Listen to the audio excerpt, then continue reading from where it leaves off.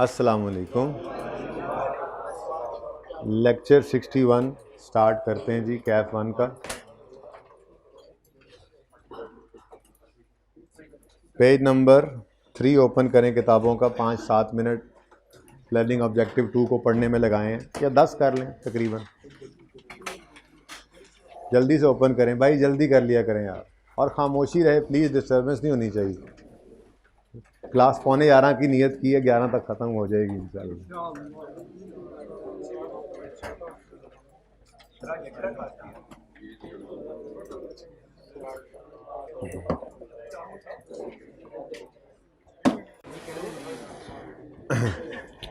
अच्छा जी,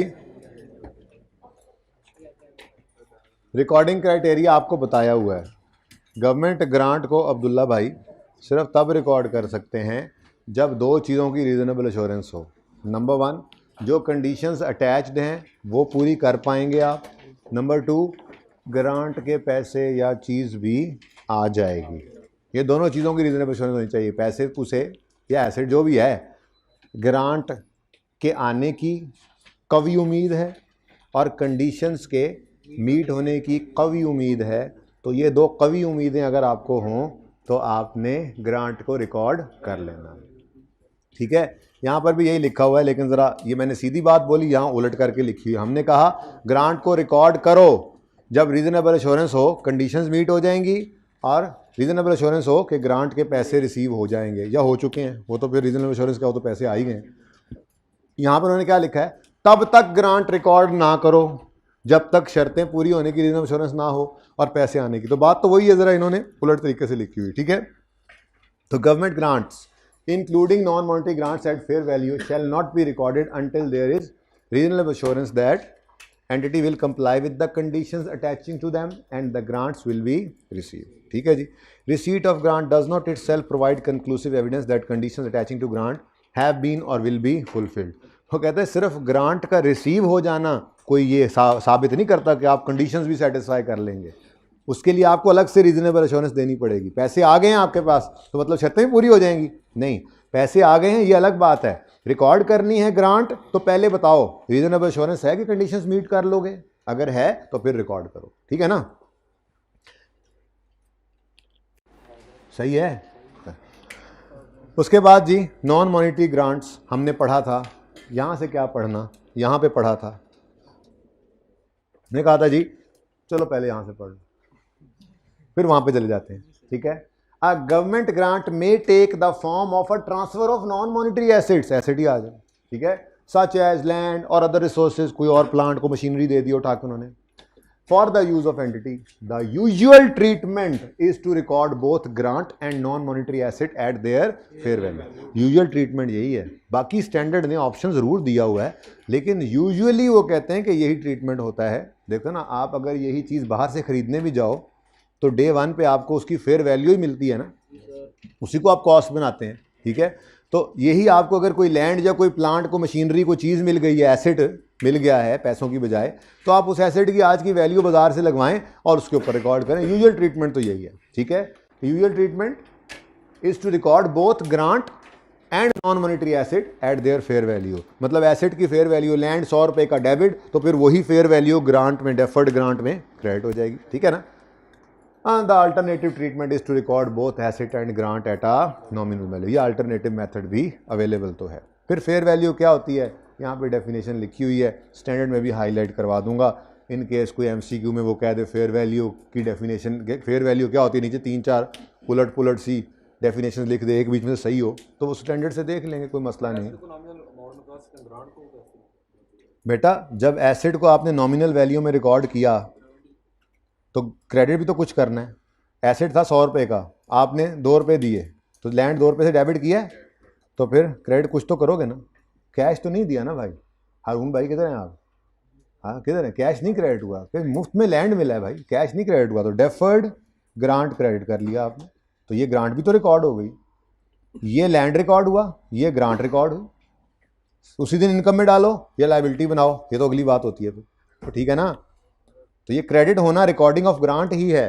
अगर for immediate financial support हो फॉर पास्ट कॉस्ट इनकर्ड हो तो फॉरन इनकम बना लो, क्रेडिट इनकम में करो। और अगर ये फॉर फ्यूचर एक्सपेंस है या फॉर डेप्रिशिएबल एसेट है तो फिर आज क्रेडिट करना, क्रेडिट ही है। ये ग्रांट की रिकॉर्डिंग का मतलब क्या है? क्रेडिट करना, इनकम में या लायबिलिटी में, depending upon the nature of grant.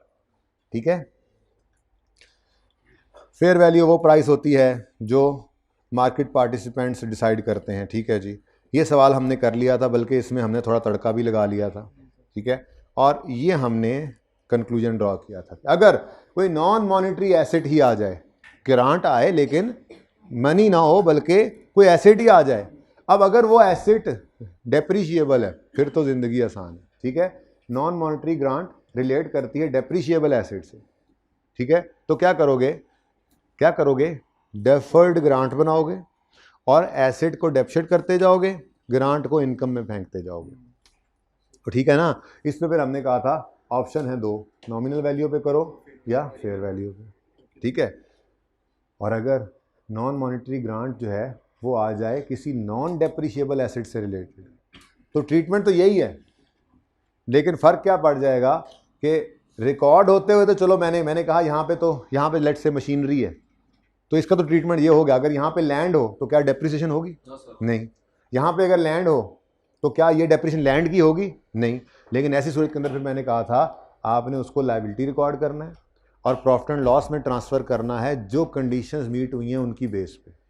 अब normally non depreciable asset land ही होता है ना, ये लैंड के ऊपर या बिल्डिंग बनानी होती है या लैंड के ऊपर कुछ अरसे कोई एक काम करना होता है।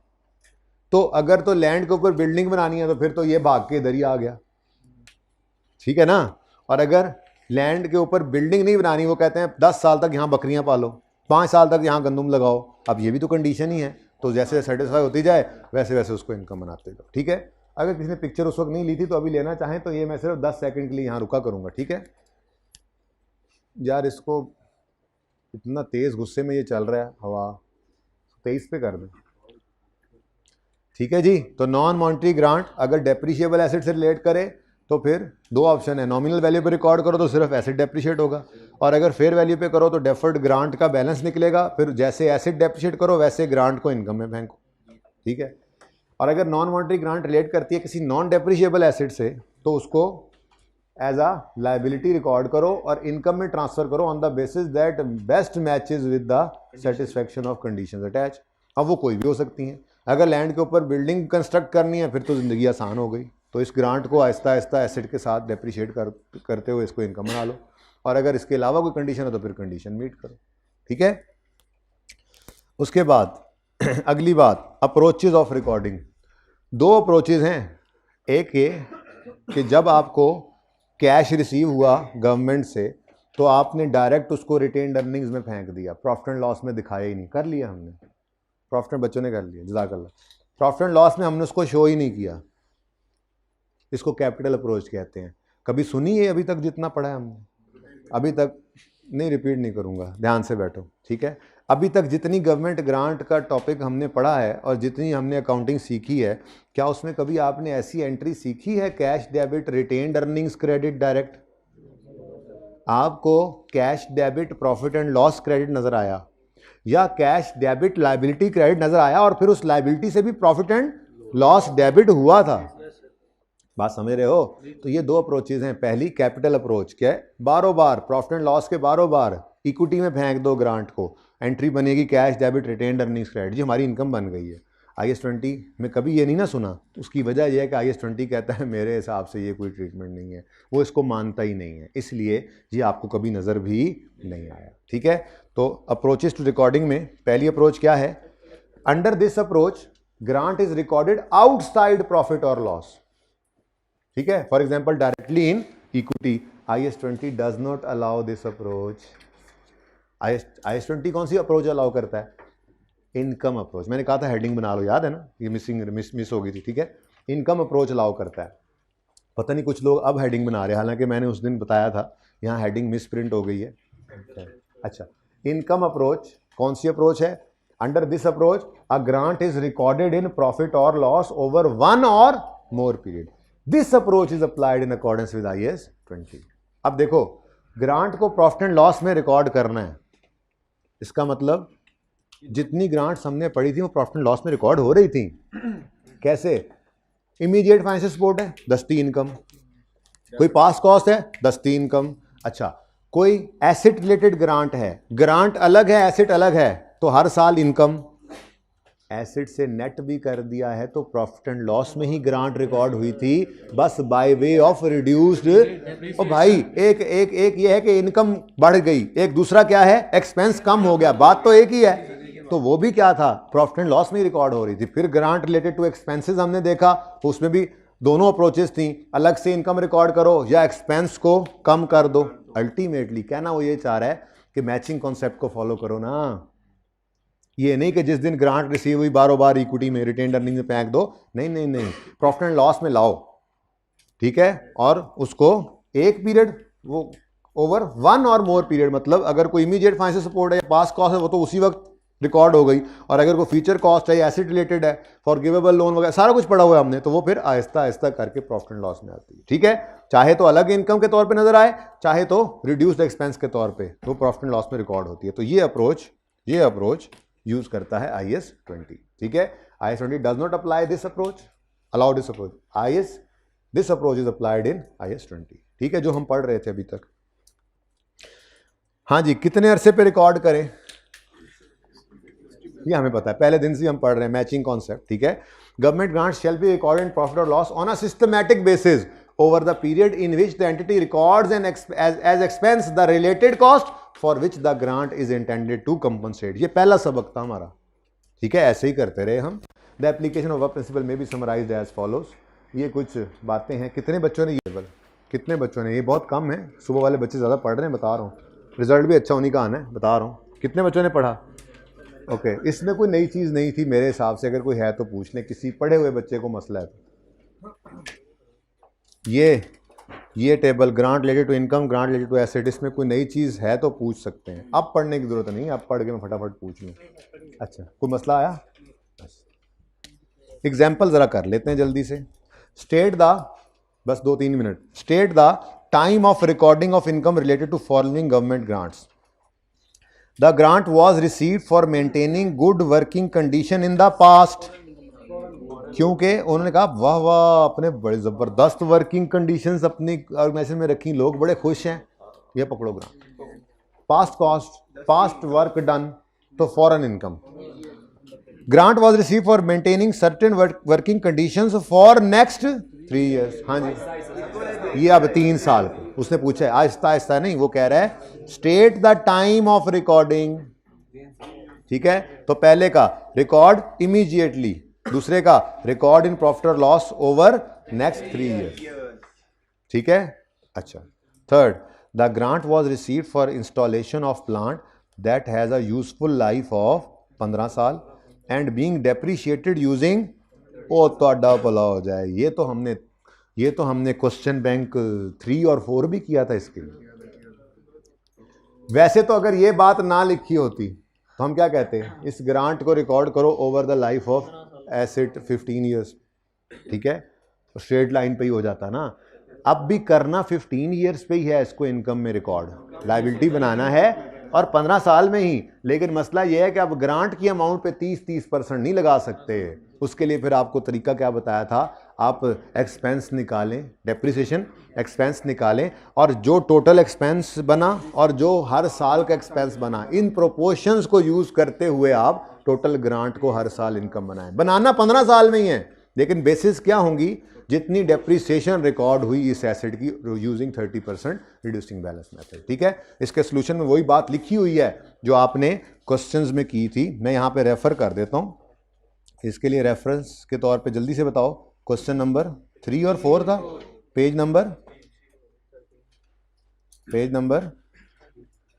Question bank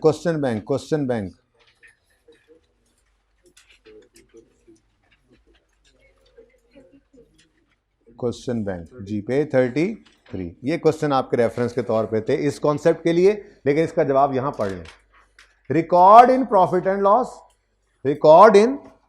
loss over 15 years, ये तो बात ठीक है, लेकिन अगली बात डिफरेंट थी रिड्यूसिंग बैलेंस, वो ये लिखी हुई है, in proportion to depreciation expense recorded using 30% reducing balance method in proportion to depreciation expense recorded using 30% reducing balance. ठीक है ना, ऐसे ही किया था. अच्छा अगला जी, grant was awarded to facilitate the acquisition of land subject to condition of building a factory. सुभान अल्लाह, factory की लाइफ के ऊपर इसको इनकम बनाएंगे. पढ़ें, record in profit loss over the useful life of building factory. Grant was awarded to facilitate the acquisition of land. ये भी acquisition of land है, लेकिन for dairy farming. अब डेयरी फार्मिंग कितने साल करनी है ये शर्त नहीं लगाई, बल्कि उन्होंने शर्त कुछ और लगा दी. अब चूंकि ये नॉन डेप्रिशिएबल एसेट है ना, ठीक है, तो शर्त जो भी लगा दे बस वही बेसिस है. और शर्त क्या लगाई उसने, कहता है subject to condition of maintaining minimum local 70% employment for next 10 years. कहते हैं ये पकड़ो लैंड, बनाओ यहां डेयरी फार्म, लेकिन अगले 10 साल तक तुम्हारा 70% स्टाफ जो है वो इसी इलाके का लोकल होना चाहिए. तो इसका मतलब 10 साल के ऊपर इसको इनकम बनाएंगे. और ठीक है ना. उसके बाद फॉरगिवेबल लोन क्या होते हैं, ये होते हैं फॉरगिवेबल लोन. जब कंडीशन फुलफिल करने की रीजनेबल एश्योरेंस हो तो वो आपकी ग्रांट बन जाएगी. फॉरगिवेबल, फॉरगिव हो सकता है, गवर्नमेंट ने कहा माफ कर देंगे. ठीक है, तो जब कंडीशन सेटिस्फाई करने की आप रीजनेबल एश्योरेंस दे सकें तो उसको रिकॉर्ड कर लें, ग्रांट को रिकॉर्ड कर लें एज इनकम जब वो किसी इमीडिएट फाइनेंशियल सपोर्ट के लिए या पास्ट कॉस्ट की रिलेटेड ये लोन है. ठीक है, कंडीशन मीट करनी है. या एज लायबिलिटी अगर ये लोन रिलेट कर रहा है किसी ऐसी कॉस्ट से जो फ्यूचर में एक्सपेंस करनी है. पढ़ाया वो. ठीक है, अब यहां पे क्या लिखा है, forgivable loan are loan which the lender undertakes to waive repayment of under certain prescribed conditions. If a forgivable loan from government is treated as government grant when there is a reasonable assurance that entity will meet the terms of forgiveness of the loan. ठीक है, ये नहीं कि जब condition meet हो तब income बनाए. वो कहते हैं ग्रांट को रिकॉर्ड, कहते हैं रिकॉर्ड कर लो जब रीजनेबल एश्योरेंस दे सको. ऐसे ही किया था हमने सवालों में. ठीक है, अंटिल देन जब तक शर्तें पूरी ना हो such a loan is treated as liability in accordance with FAR 2. In accordance with FAR 2. Example 7. ABC Pharma received cash from government for research and development. For research and development project of a child vaccine. उन्होंने loan दिया है, उन्होंने कहा बच्चों की फलां बीमारी के लिए आप वैक्सीन बनाएं. ठीक है जी, अच्छा जी बना लेते हैं. अब चाइल्ड वैक्सीन बनानी है इन्होंने. वो कहता है एज पर टर्म ऑफ लोन उन्होंने लिख दिया है कि the cash received, company received cash, इसकी बात कर रहे हैं. ठीक है, the cash received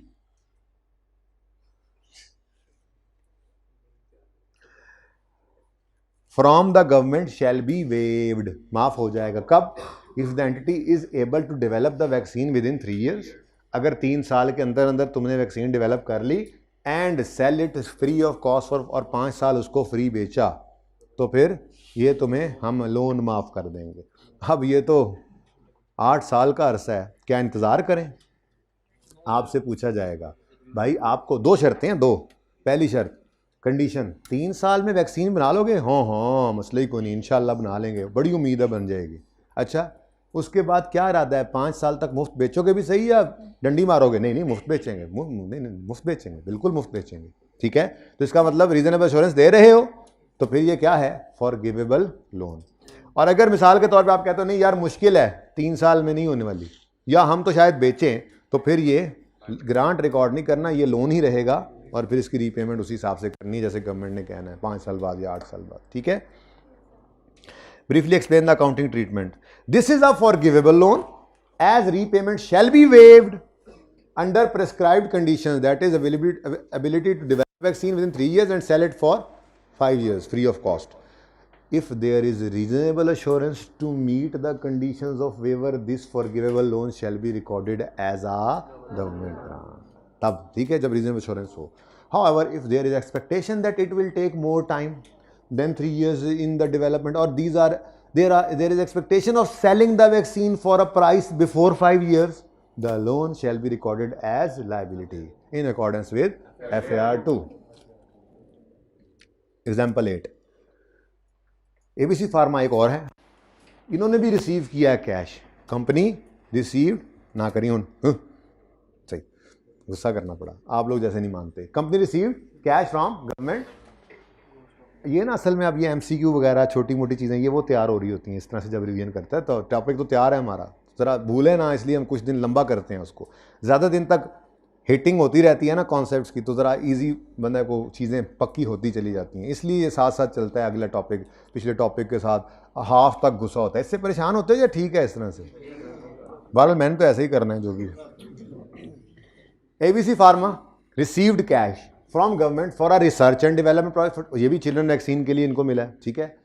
as per terms of loan the cash received from government is repayable in cash only, कह रहे हैं हम कैश वापस लेंगे कब?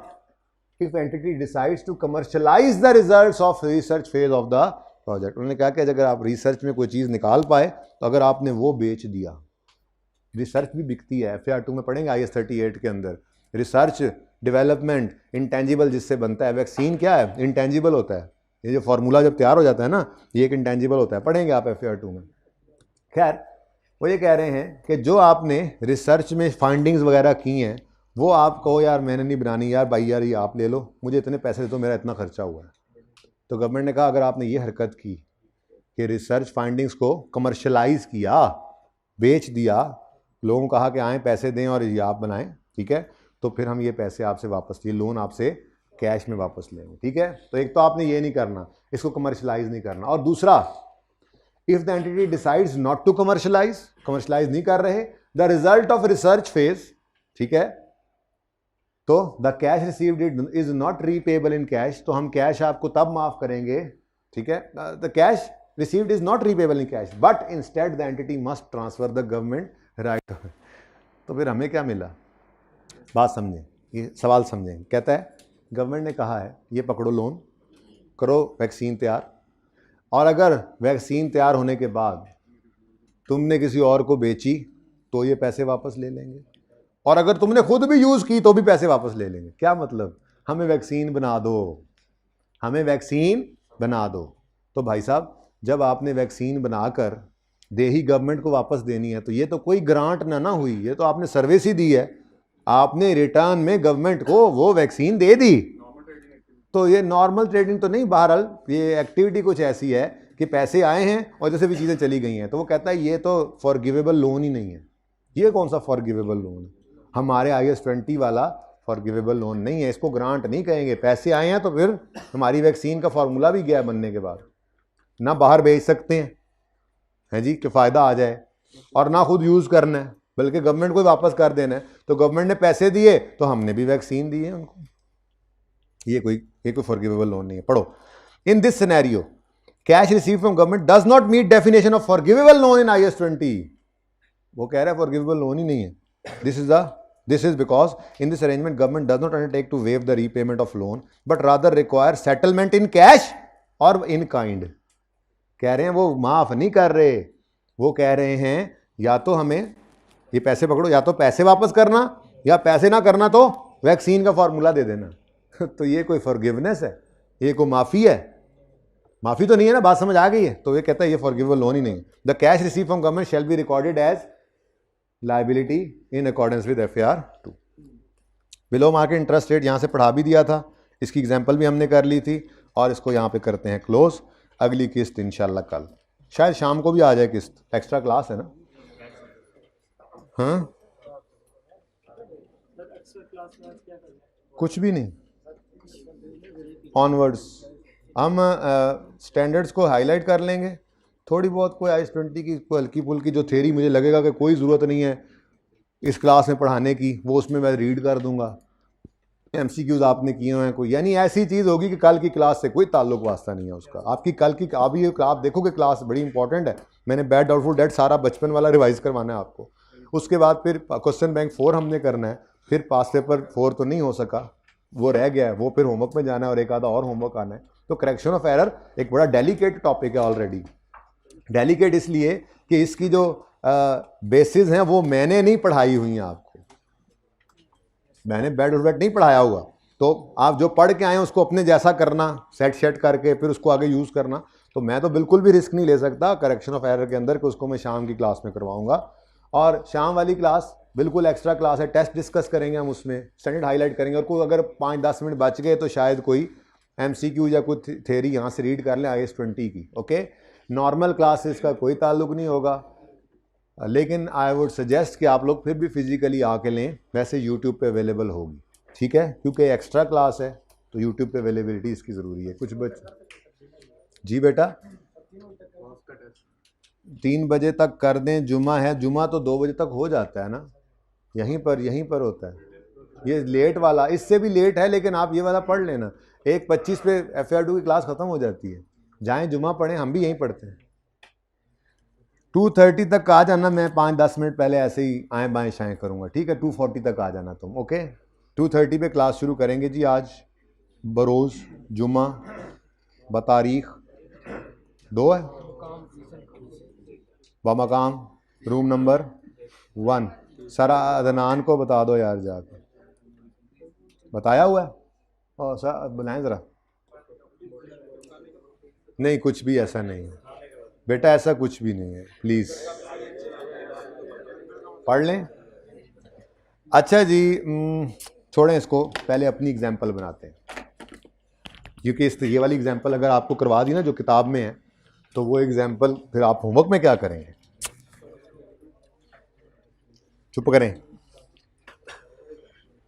ये देखें पेज नंबर 416 पर ये होमवर्क लिख लें, एग्जाम्पल 7 से ऊपर revision of bad and doubtful debt लिखा हुआ है,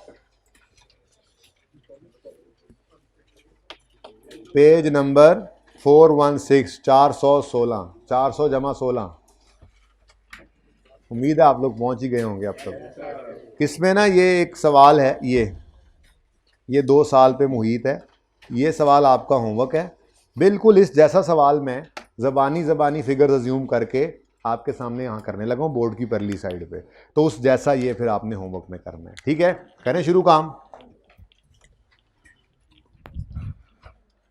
फिक्स एसेट से रिलेटेड रेक्टिफिकेशन के 5 सवाल टोटल बनते थे ना, 10, 11, 12, 13, 14, 15 भी था, ये 14 ही था, 14वां हमने किया था, 10वां 12वां किया था, बाकी 2 मैंने नहीं करवाए थे, कोई माफ़ी मिल जाएगी उनकी, कर लिए थे सवाल, कोई मसला तो नहीं है।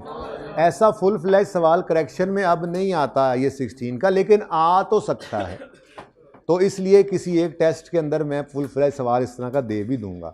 वैसे नॉर्मली वो जो सवाल करेक्शन ऑफ एरर का देता है, यार चुप कर जाया करो प्लीज़ भाई, करेक्शन ऑफ एरर का जो सवाल देता है उसमें 1 या 2 एडजस्टमेंट्स होती हैं जिनके अंदर फिक्स एसेट, जैसे आपने पास पेपर 4 गालिबन था ना, 4 ही था ना, उसको देखा, जिसके अंदर पहली 2 एडजस्टमेंट सिर्फ फिक्स एसेट से रिलेट कर रही थी, तीसरी डेटर से करने लग गई, चौथी एक्रूअल से करने लग गई, 5वीं, ये ऐसे होता है, डिफरेंट टॉपिक्स होते हैं, ठीक है ना। लेकिन फिर भी हमने तैयारी ऐसे की है कि फुल फ्लैश सवाल भी आ जाए तो हम उसको भी टैकल कर सकें। जी पता नहीं मैं क्या बात कर गया यार अब तो। अच्छा जी, अब सुने, 2020 का साल है और हमने एक बिजनेस स्टार्ट किया है, हमने एक बिजनेस स्टार्ट किया है और चीज़ें उधार पे भी कुछ बेची हैं। वैसे बिजनेस उधार पे चीज़ें बेचते क्यों हैं बाय द वे? हाँ, सेल बढ़ती है, अगर सिर्फ कैश पे आप गुड्स बेचे ना तो आपकी सेल्स कम होंगी, और अगर आप क्रेडिट भी ऑफर कर दें तो आपकी सेल्स बढ़ जाती हैं, ठीक है। और जाहिर सी बात है अगर सेल्स उधार पे हों तो फिर रिस्क भी कुछ बढ़ जाता है, लेकिन बहरहाल रिस्क तो लेने ही पड़ते हैं बिजनेस में। अच्छा, अब हमने 70 रुपये, मेरे ख्याल में पिछली क्लास में 70 रुपये की हमने चीज़ें बेची, ठीक है, उधार पे, debtor, debit, sale, credit. Opening कितना होगा? 1 जनवरी 20 पर ओपनिंग बता दें। 100 नहीं भाई, ओपनिंग मैंने कहा बिजनेस हमने अभी शुरू किया, आप उस वक्त ध्यान नहीं दे रहे थे, बिजनेस अभी शुरू किया तो ओपनिंग में कुछ भी नहीं पड़ा, ठीक है। डेटर, डेबिट, सेल्स क्रेडिट इस साल में, ठीक है जी। और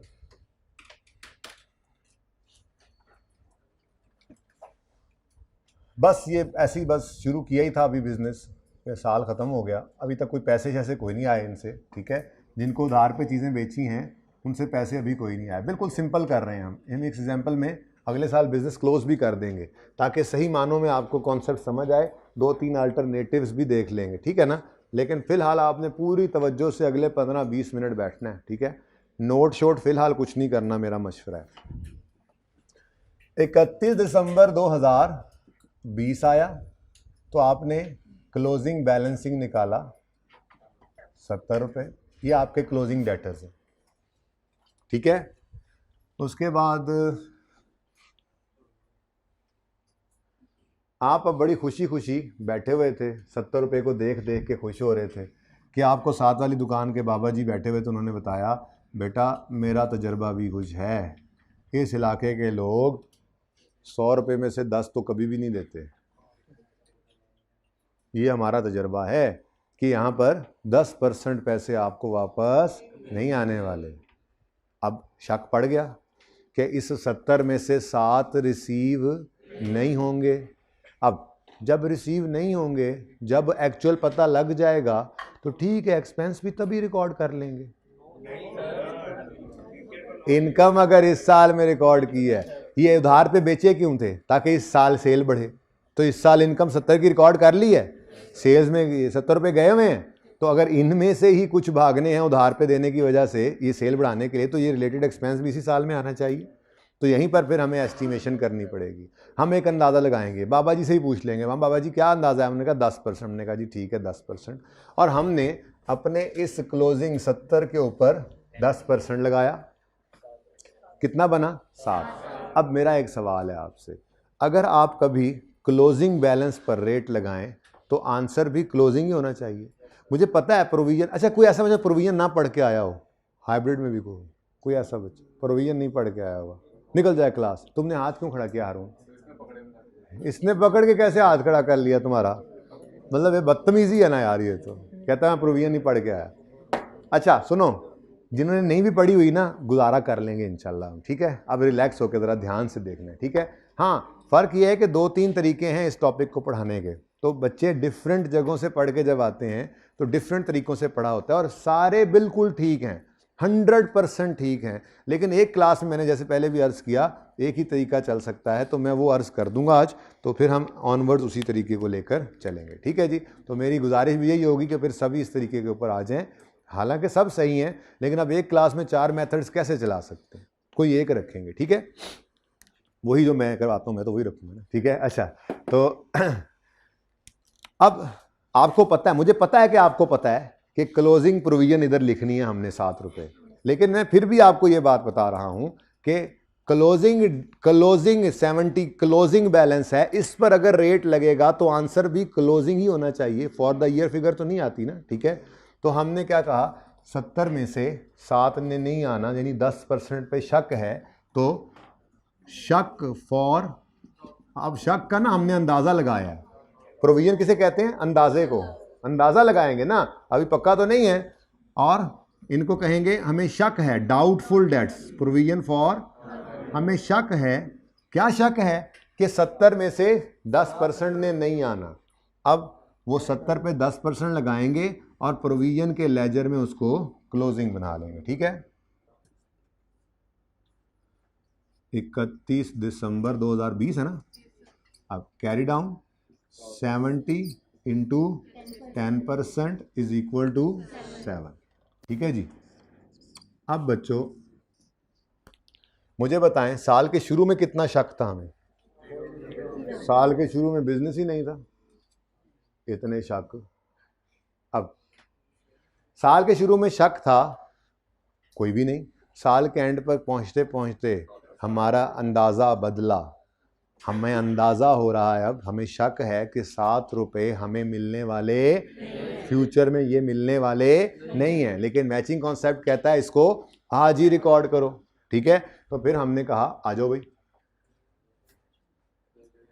प्रॉफिट एंड लॉस अकाउंट बनता है, 2020 का बनाएंगे, 21 का भी बना लेंगे फिर, ठीक है।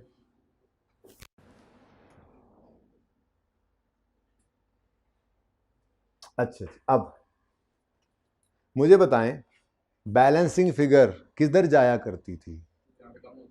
बैलेंसिंग फिगर किधर जाया करती थी? प्रॉफिट एंड लॉस में। इस लेजर की balancing figure profit and loss में। कम ज़्यादा तो बाद में देखेंगे, ठीक है ना। तो यहाँ पर बैलेंसिंग फिगर आई, बैड डेट एक्सपेंस कहेंगे उसको, क्या कहेंगे? Bad debt expense. Bad and वालों ये मैं लिख रहा हूँ बैड डेट एक्सपेंस, अगर नज़र ना आए तो बैड डेट एक्सपेंस। ये मैंने बैलेंसिंग फिगर निकाली है, मैं ब्लू से लिखता ही नहीं हूँ भाई, मैं ब्लैक से लिख देता हूँ। बैड डेट एक्सपेंस, ये बैलेंसिंग फिगर निकाली है और ये कहाँ जा रही है? प्रॉफिट एंड लॉस में। कितनी? 7। यानी ये इसकी एंट्री क्या हुई है? ये एंट्री क्या हुई है? ये एंट्री हुई है प्रोविजन का account credit, bad debt expense profit and loss में डेबिट। तो यहां पे जाके मैंने लिखा बुरे कर्ज वाले एक्सपेंस, बैड डेट एक्सपेंस कितना? 7 रुपए, ठीक है। कोई मार्कर यार ताज़ा दम करवा दें, बुला दें उसको। उसके बाद बैलेंस शीट की बात करें तो बैलेंस शीट में करंट एसेट्स में डेटर्स आते हैं, ठीक है जी। अच्छा, वैसे तो उसूली तौर पे बच्चों बैलेंस शीट में याद रखना, आगे कैश फ्लो के टॉपिक में इंशाल्लाह ये बात देखेंगे वैसे आप बार बार, बैलेंस शीट में नेट डेटर्स ही आते हैं। यानी मैं कहूँगा 70 रिसीवेबल है लेकिन 7 पे शक है, तो 63, ये एक ही लाइन में आना चाहिए 63। कोई वर्किंग शर्किंग हो तो उसको हमने देना ज़रा मार्क, वर्किंग शर्किंग हो, ये भी सही है, कोई वर्किंग वगैरह हो तो उसको आप जाकर करें, नोट्स में बनाएं इसको, लेकिन यहाँ पर नहीं करना होता डेटर लेस प्रोविजन। बड़े हो रहे हैं अब आप आहिस्ता आहिस्ता, ठीक है ना। हाँ, लेकिन फिलहाल पहला दिन है, मैं यहाँ पर ब्रैकेट में लिखने के बजाय ज़रा लिखूंगा debtor gross less provision net debtors, ठीक है, इजाज़त है। वैसे ये असल प्रेजेंटेशन तो ये है, एक असल प्रेजेंटेशन तो ये है, ठीक है। अब फिलहाल मैं यहाँ पे लिखता हूँ ग्रॉस डेटर, हालांकि ये नोट्स वगैरह में होना चाहिए। कितने हैं? 70 क्लोजिंग डेटर्स का आ गया बैलेंस शीट में, और क्लोजिंग प्रोविजन का भी कहाँ जाएगा? बैलेंस शीट में। और अपने इस कॉन्ट्रा से, ये लाइबिलिटी नहीं है लेकिन इसकी नेचर क्रेडिट है। जैसे अक्यूमुलेटेड एप्शन था वो डेप्रिसिएशन, वो एसेट का कॉन्ट्रा था, एसेट की नेचर डेबिट, अक्यूमुलेशन की क्रेडिट। ऐसे ही ये प्रोविजन फॉर डाउटफुल डेट है, ये डेटर्स का कॉन्ट्रा है, डेटर्स की नेचर डेबिट और प्रोविजन की नेचर क्रेडिट, ठीक है जी। तो less provision for doubtful debts, इतनी को रिवीजन जरूर कर देंगे हम इसकी कि हमें इस टॉपिक में अब यहाँ पे FR 1 में या आगे 2 में भी मसला ना आ रहा हो। अब जाहिर सी बात है पूरा 8 नंबर का सवाल, वैसे तो क्वेश्चन बैंक में ये सवाल अलग से ही प्रोविजन का हो गया रेक्टिफिकेशन के साथ, ठीक है, लेकिन ऐसे आए ये मुश्किल है। अगेन वही सारे हम अलग अलग पढ़ते जा रहे हैं, टॉपिक वाइज चीज़ें सारी पढ़ते जा रहे हैं और एंड पे जाकर इकट्ठी सवाल के अंदर 2-2 3-3 एडजस्टमेंट हर एक में से आ सकती हैं, ठीक है ना। तो डेटर्स के ऊपर आज चल रहे हैं, बैड एंड डाउटफुल डेट्स पे जी। कितना? ये 63 पर डेटर्स ने नज़र आना है बैलेंस शीट में, ठीक है ना। तो मैंने इस तरह से बैलेंस शीट बनाई है, वैसे इस तरह से बनानी नहीं होती, ठीक है, ओके। ये 63 ये हैं नेट डेटर्स, ठीक हो गया जी। कोई मसला? अगला साल आया 2021, तो सबसे पहला काम क्या करेंगे? क्लोजिंग बैलेंसेस को ओपनिंग बनाएंगे जी सबसे पहले। तो डेटर, यार आप थोड़ा सा इधर आ जाओ यार, आप तो कोई नहीं इतना मसला, रश तो इधर लगना है। अच्छा जी बच्चों, 1 जनवरी 2021, सॉरी, ब्रॉड डाउन 70, उसके बाद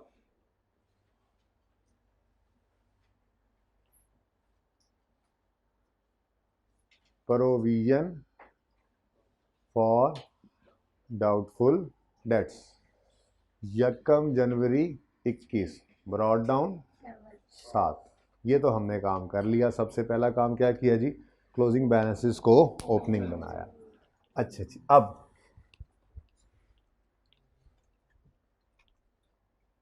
इसको निकालो अब्दुल्ला को यहाँ से, रास्ता दे दो।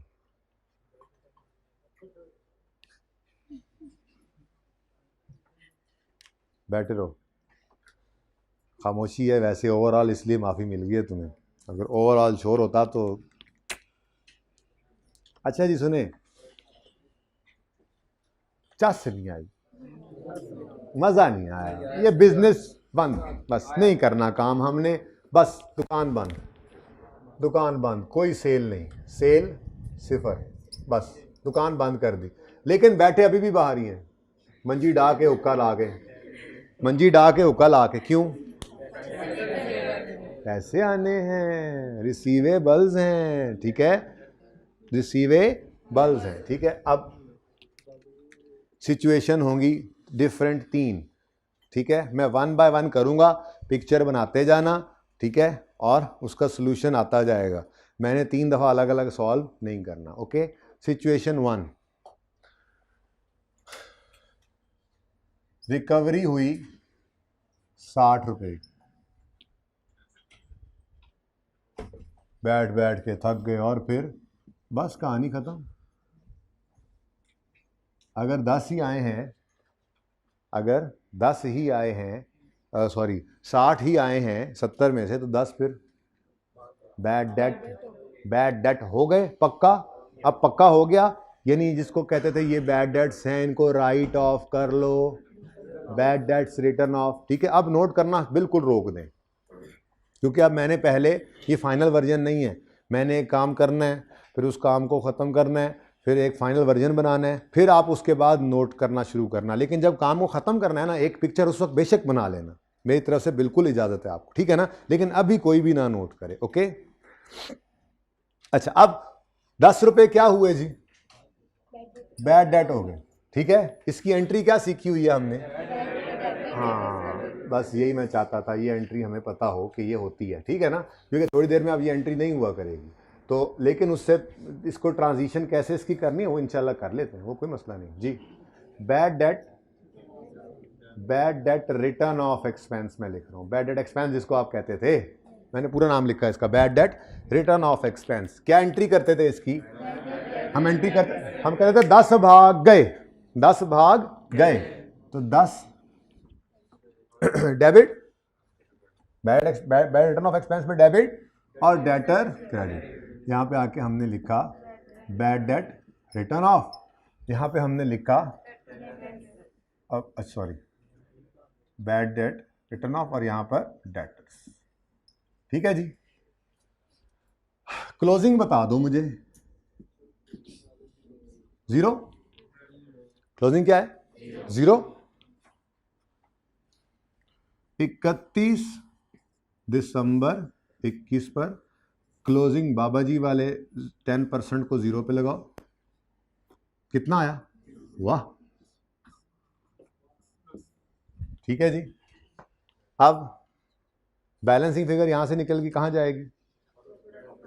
इस तरफ आ रही है, कोई मसला नहीं।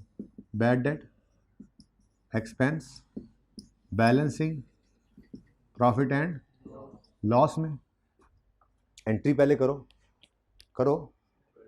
प्रोविजन डेबिट,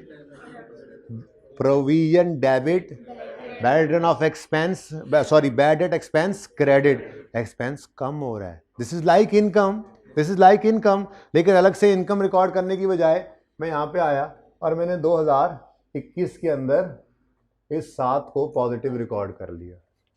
छोड़ दें, अभी ये फाइनल वर्जन नहीं, अभी तो मैं परेशान करूंगा पहले आपको, फिर मैं आपको सोल्यूशन दूंगा, क्योंकि वैसे आप सोल्यूशन को लिफ्ट नहीं कराते, मतलब कि ये सोल्यूशन है बेटा ये कर लो, एंड में बता दो ना, नहीं, वो क्या हुआ होगा, ये क्या हुआ होगा, अगर मगर मेरे लग जाते हैं, इसलिए पहले पूरा मसला, फिर इंशाल्लाह सोल्यूशन एंड पे आएगा, ठीक है ना। अब ये एक्सपेंस भी कहां जाना है? प्रॉफिट एंड लॉस अकाउंट में, ठीक है। यहाँ पे कुछ लोग प्रॉफिट एंड लॉस ऐसे उस्ताद लिख दिया करते थे, बैलेंसिंग कहाँ फेंक दो। कुछ लोग यहाँ पर ये भी लिख देते थे कि यहाँ पे कैरी डाउन लिख दिया कि ये कैरी डाउन ट्रायल में चला गया और वहाँ से कहाँ चला जाएगा प्रॉफिट। दोनों बातें ठीक है, दोनों बातें ठीक है, बिल्कुल ये बिल्कुल सही तरीका है। प्रोविजन में बेटा अभी ले जाएंगे ना, मैं ले गया हूँ, वहीं पे लेके जाएंगे जहाँ पे तुम लेके गए हुए हो, टेंशन ना लो तुम ना कहो, टेंशन ना लें आप। ओके हाँ जी, ये 10 बैड डेट एक्सपेंस है, bad debt return of, bad debt return of expense, ये कितना है 10, ठीक है। तो इससे क्या हुआ, पिछले पीरियड में तो कोई बैड डेट, पिछले साल में तो बैड रिटर्न ऑफ था नहीं ना, इसलिए ये लेजर आया नहीं, अब यहाँ पे आ गया। अब हो क्या रहा है, हो ये रहा है कि यहाँ से प्रोविजन अलग जा रही है, यहाँ से एक्चुअल बैड डेट अलग जा रहे हैं। तो अकाउंटेंट्स ने कहा ये दो काम करने की बजाय इनको एक जगह इकट्ठा कर लें, ठीक है। ये बिल्कुल ये एक अप्रोच ये है, उस्ताद कुछ बच्चे इस तरह से पढ़ के आए होंगे, ये एक बिल्कुल सही अप्रोच है, ठीक है। इस तरह से करते हैं, उस्ताद पढ़ाते हैं, बिल्कुल ठीक पढ़ाते हैं, ठीक है। एक तो ये अप्रोच है।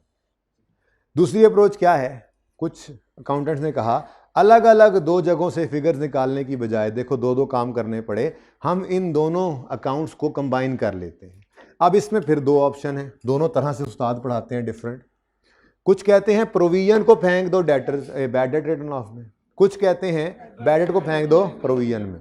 अगेन दोनों बिल्कुल सही हैं, लेकिन हम बैड डेट रिटर्न ऑफ को फेंका करेंगे प्रोविजन में, ठीक है। हम ये कहेंगे कि इसको शिफ्ट कर दो प्रोविजन के अकाउंट में, ताकि एक ही जगह से सब कुछ जाए। अब जरा ये ध्यान में रखना कि यहाँ पर नेट करने से 3 रुपए का एक्सपेंस आया हुआ है, 7 की इनकम एक तरह से और 10 का एक्सपेंस, तो 3 के एक्सपेंस बन रहा है ना, ठीक है। अब हमने क्या कहा, नहीं जी नहीं, ये प्रॉफिट एंड लॉस में मत भेजो, ये 10 रुपए डेबिट में जो पड़े हैं इसको यहां से खत्म करना है, तो क्या करना पड़ेगा, क्रेडिट, इसको क्रेडिट करो और क्रेडिट करके मिटा दो जरा, ठीक है। चलो क्रेडिट करके डेबिट कर दो प्रोविजन के अकाउंट, ठीक है। यहां पे क्या लिख दो, प्रोविजन फॉर डाउटफुल डेट, ठीक है जी। और यहां पे क्या लिख दो, bad debt return of expense. अब जब ये सिचुएशन आई तो बैलेंसिंग इधर नहीं आ रहा। अब क्या हुआ, ये तो 0 हो गया, 0 है, बोलो। प्रॉफिट लॉस में यहां से क्या गया, प्रॉफिट लॉस में कुछ जाने नहीं दिया, ये तो क्या हो गया 0। अब इधर जो बैलेंस आया, अब बैलेंसिंग फिगर इस लेजर में कितनी, अब ये क्या है, बैड डेट एक्सपेंस, जो कि प्रॉफिट एंड लॉस में जाता है, जो हमने बैलेंसिंग निकाला है। अब यहां से हम इसको लेकर गए, अब ये तो है कोई नहीं, इधर देखो, इसका तो हमने वजूद ही कर दिया खत्म, ये अकाउंट ही खत्म कर दिया हमने, डेड कर दिया, इसको नील करके प्रोविजन में फेंक दिया। और अब प्रोविजन से क्या निकला, provision credit, expense debit, expense कितना 3 रुपए से, कितना 3 रुपए से बढ़ गया, ठीक है। यहां पे आके हमने लिखा 3 रुपए, तो बात तो वही नहीं होगी बच्चों, ये बात प्रूव हो गई अब कि दोनों तरह से बात सेम है। और बोलो, आप अलग से इसको लेके जाओ, अलग से इसको लेके जाओ, या इस रिटर्न ऑफ को इधर उंडेल दो और एक ही लेजर से सारा एक्सपेंस लेके जाओ, आंसर पे कोई फर्क नहीं पड़ना, ठीक है। तो हमने करना तो यही तरीका है, ठीक है। अब अगली बात भी सुनो, अगर आप गौर फरमाएं तो साकिब आ चुके हैं, अगर आप गौर फरमाएं तो साकिब मार्कर लेकर आ चुके हैं, उधर ही आमिर भाई, तो मेरे पीछे क्यों भाग गए। गौर फरमाएं तो एक अमाउंट है, उसकी 2 एंट्रीज हो रही हैं, क्या मतलब, हमें 2 बार, पहले हमने एंट्री की bad debt return of debit, debtor credit, फिर हमने इसको ट्रांसफर किया प्रोविजन में, तो एंट्री की provision debit return of credit, ये एंट्री की है, बोलो।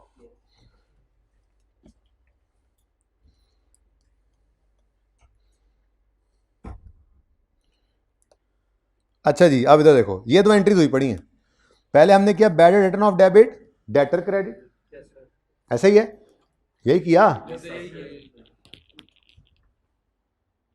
Bad return of debit, debtor credit, ये पहली एंट्री। और भाई तस्वीर कशी बाद में, पहले इधर देख लो फिर मैं रिपीट कर दें।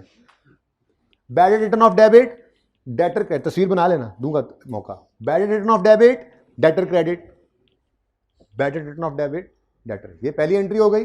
फिर हमने क्या किया, इसको रिटर्न ऑफ वाले लेजर से निकाला, प्रोविजन प्रोविजन में फेंका, तो ये रिटर्न ऑफ क्रेडिट प्रोविजन, तो एंट्री क्या बनी, provision debit bad return of credit, provision debit bad return of expense credit, ये हो गया।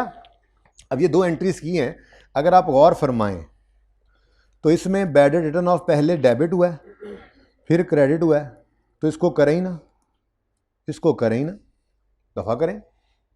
Bad return of, bad return of का अकाउंट बनाए ना, ये पिक्चर बनानी है, फिर मैं मिटाऊंगा बाद में, पहले पिक्चर आप बनाएंगे, टेंशन ना लें, ठीक है ना। इस अकाउंट को बनाए ना, बल्कि आप अपने बैड रिटर्न ऑफ की भी एंट्री क्या बना लें, प्रोविजन डेबिट डेटर क्रेडिट, कहानी खत्म। तो हमने दो एंट्री को कंबाइन करके एक एंट्री बना ली, बोलो। तो अब FAR 1 में और आगे FAR 2 में भी हम बैड एक्सपेंस का रिटर्न ऑफ का लेजर बनाया ही नहीं करेंगे, प्रोविजन का लेजर बनेगा, सब कुछ उसी में आएगा। और ये ऑनवर्ड्स जो स्टडी है ना, उसके लिए आपके पास ये वाला अकाउंट प्रोविजन का ज़्यादा इजी है, ये आपके ऑनवर्ड्स स्टडीज़ के अंदर यही हेल्प करता है। बाकी कॉन्सेप्ट आपने इंट्रो में बना लिया तफसीली, उसी से ही ये काम करते होते थे आप पहले भी, ठीक है, बस उसी को अब हमने पक्का कर लेना, ठीक है ना। तो हमारी बैड रिटर्न ऑफ की एंट्री क्या हुआ करेगी, हमारी ये final entry, bad return of की एंट्री, बोलो, provision for doubtful debt debit और डेटर्स का अकाउंट क्रेडिट, ये हमारी एंट्री हुआ करेगी बैड डेट रिटर्न ऑफ।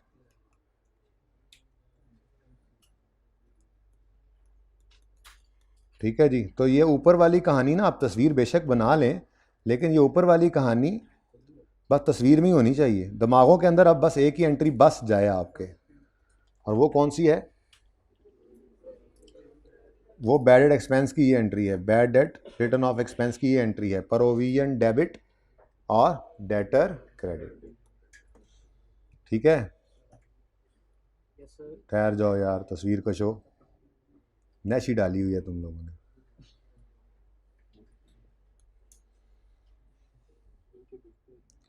दूसरी भी डालनी है ना अभी एंट्री, तो ये बैड डेट रिटर्न ऑफ की, वैसे तो ये एंट्री है बस, लेकिन अभी मैं फिलहाल पूरी पिक्चर आपके सामने रख रहा हूँ, ठीक है जी, कि हमें बैड डेट रिटर्न ऑफ की हम दो एंट्रीज करते हैं। हूँ खिंच तस्वीर, bad return of debit debtor credit, और फिर provision debit bad return of credit. तो बैड रिटर्न ऑफ डेबिट करना और क्रेडिट करना, उसकी बजाय छोड़ो इनको, कुछ भी ना करो, बल्कि बैड डेट रिटर्न ऑफ की एंट्री भी आज के बाद क्या बना लो, provision debit debtor credit, provision debit debtor credit, done हो गया।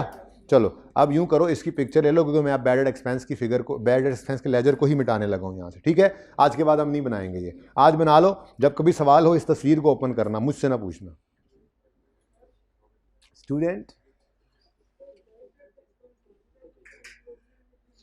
एक मिनट, अभी मैं उस तरफ आता हूं, मैं वैसे उस बहस को करना थोड़ी देर बाद ही चाह रहा था। सादा सी बात है बेटा, आपने इस साल में, भाई कह रहे हैं, भाई जो कह रहे हैं मैं वो जवाब दे रहा हूं, सवाल की जरूरत ही नहीं है, पूरी बात बता रहा हूं।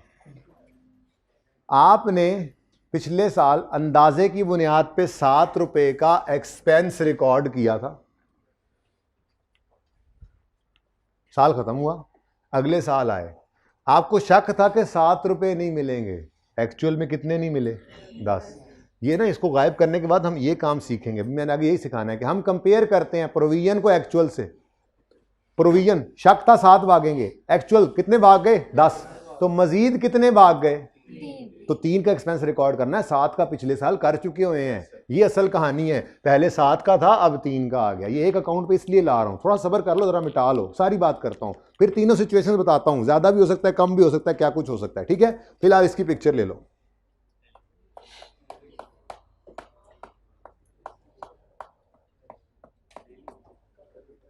डस्टर दो, छुपा लो छुपा लो छुपा लो छुपा लो, नहीं नहीं सारा मिटा देगा, इसको ना कहो मिटाओ, ऐसे ना करो, ये जुल्म ना करो।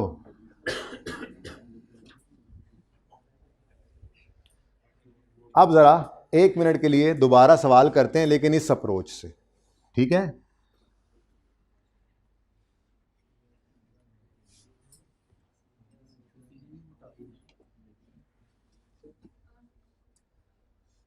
चल, ये तो गया ना, अब ये तो नजर ही नहीं आता ना, ये तो कहानी खत्म हो गई।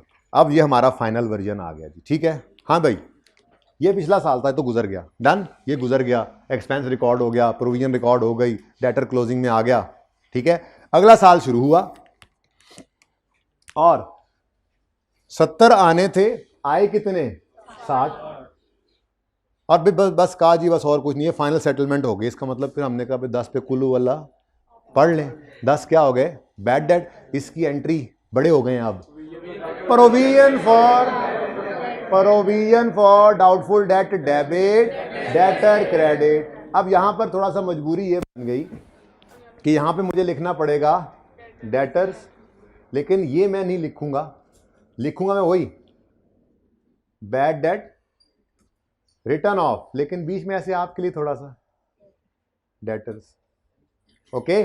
और यहां पे मैं लिखूंगा वही बैड डेट, ताकि आपका पुराना कॉन्सेप्ट खराब ना हो, बीच में थोड़ा सा प्रोविजन में फेंक दिया डायरेक्ट, ठीक है? तो ये बड़े हो गए आप। अब ये एंट्री, ये आपने पर्चे में नहीं लिखना, वैसे पर्चे में तो ये सारी वर्किंग कुछ भी नहीं करें तो डायरेक्ट कर लें कैलकुलेटर पे, मुझे तो कोई मसला नहीं है, पर मैं वैसे कह रहा हूं कि आपको समझाने के लिए ब्रैकेट लिखी है, लिखने की कोई जरूरत नहीं, ठीक है? अच्छा, अब एक्चुअल बैड डेट कितने हो गए? 10।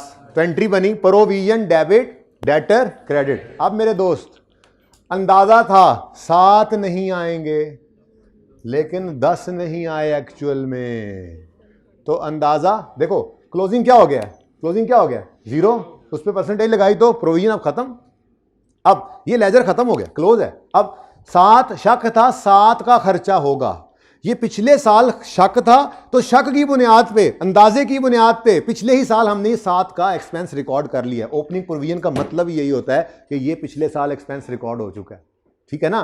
तो शक की अंदाजे की बुनियाद पे हमने पिछले साल 7 रुपए का एक्सपेंस रिकॉर्ड कर लिया था। अब इस शक था 7 का खर्चा होगा, इस साल हो गया 10 का, तो अंदाजे में चेंज है।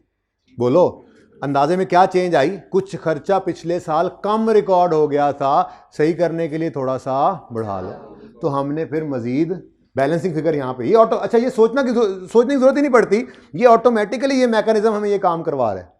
बैलेंसिंग फिगर किस तरफ आई है? क्रेडिट साइड पे। इसके आगे लिखो, बैलेंसिंग फिगर के आगे लिखो bad debt expense, profit and loss में जो जाना है, ठीक है? अब यहां से सोच लो, प्रोविजन हो रहा है क्रेडिट और बैड रिटर्न ऑफ एक्सपेंस हो रहा है, बैड एक्सपेंस हो रहा है डेबिट, यानी एक्सपेंस बढ़ रहा है। 10 नहीं रिकॉर्ड करना हमने, क्योंकि 10 तो एक्चुअल खर्चा हुआ है, बस कुछ पिछले साल कर दिया था।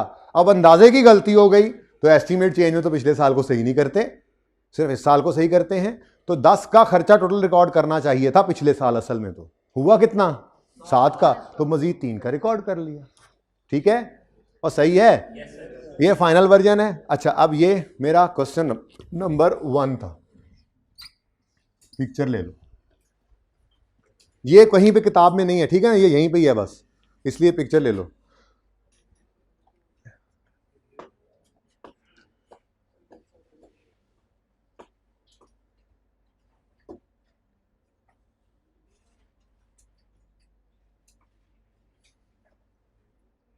ओके, नाउ जिन्होंने किया हुआ है सॉल्व वो तो बहुत अच्छी बात है, लेकिन अगलों के फिर भी उन्हें पिक्चर लेनी पड़ेगी और घर जाके फिर तीनों बनाने पड़ेंगे। अब मैंने सिर्फ बदलना किसको है, ठीक है? मेरा पार्ट 2 शुरू हो गया, मतलब मेरा सिनेरियो 2। 70 रिसीवेबल है, 70 रिसीवेबल है और 63 रिसीव हो गया। 70 रिसीवेबल था, 63 रिसीव हो गया, साल खत्म, साल तो खत्म हो गया, ठीक है? अब बोलो, एक मिनट पहले जरा पुराने सवाल पे रहे, मैं जरा वो एंट्रीज लिखवा दूं। सॉरी, ये कितना था? 60 था, ये कितना? 10, ये कितना?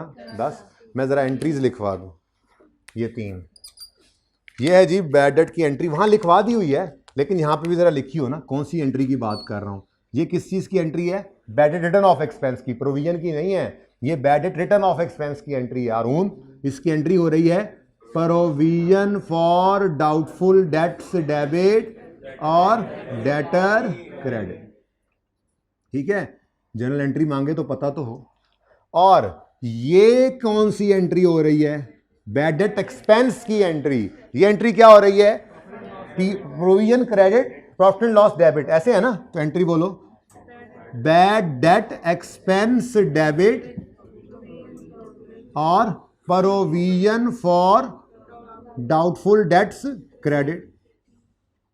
3 से, यानी यूं कह सकते हैं, अब हम कहानी अगर खत्म करें तो ये कह सकते हैं कि ये bad debt, actual bad debts return of की एंट्री होती है और ये प्रोविजन वाले की डेटर्स की एंट्री होती है। जिनका अंदाजा हो उनको एक्सपेंस में डालते हैं, लेकिन डेटर से क्रेडिट नहीं करते, अलग अकाउंट में इकट्ठा करते हैं प्रोविजन। लेकिन मैकेनिज्म थोड़ा डिफरेंट है। फॉर द ईयर एक्सपेंस पहले निकालते हैं, क्लोजिंग पे रेट लगाते हैं तो क्लोजिंग निकलता है और बैलेंसिंग एक्सपेंस निकाल रहे होते हैं। ठीक है, अब पिक्चर लें माजरत दोबारा से, पार्ट 2 शुरू करते हैं। पार्ट 2 शुरू कर दें, हम अगला सवाल ही पार्ट 2 में करते हैं। चलें पार्ट 2 शुरू करें।